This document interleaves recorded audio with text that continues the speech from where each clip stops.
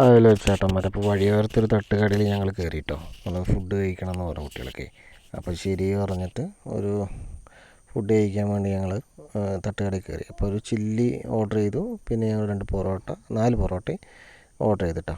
അപ്പോൾ ഫുഡ് വന്ന് അപ്പോൾ കുട്ടികളെന്തായാലും കഴിച്ചുകൊണ്ടിരിക്കുകയാണ് കേട്ടോ.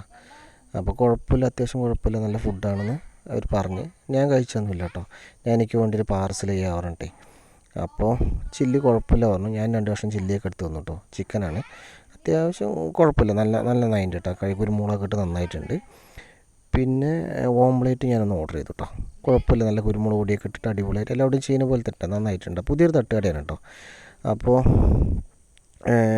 അവിടെ ഉള്ളത് എന്താ വെച്ചാൽ ഇഡ്ഡലി ഉണ്ട്, ചപ്പാത്തി ഉണ്ട്, പൊറോട്ടയുണ്ട്, പിന്നെ ദോശയുണ്ട്, പിന്നെ ചിക്കൻ കറിയുണ്ട്, ചിക്കൻ കൊണ്ടാട്ടക്കറിയുണ്ട്, പിന്നെ ചിക്കൻ്റെ ഗ്രേവി അത്യാവശ്യം കുഴപ്പമില്ല കേട്ടോ കഴിക്കാൻ. നമ്മൾ ചിക്കൻ്റെ ഗ്രേവി കേട്ടോ നമ്മൾ നമ്മളൊരു കൊണ്ടാട്ടം കൊണ്ടാട്ടമല്ല, ചില്ലി വാങ്ങിച്ചിട്ടാ.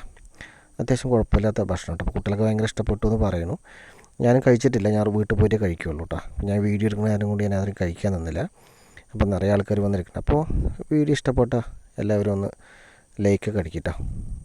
Good bye.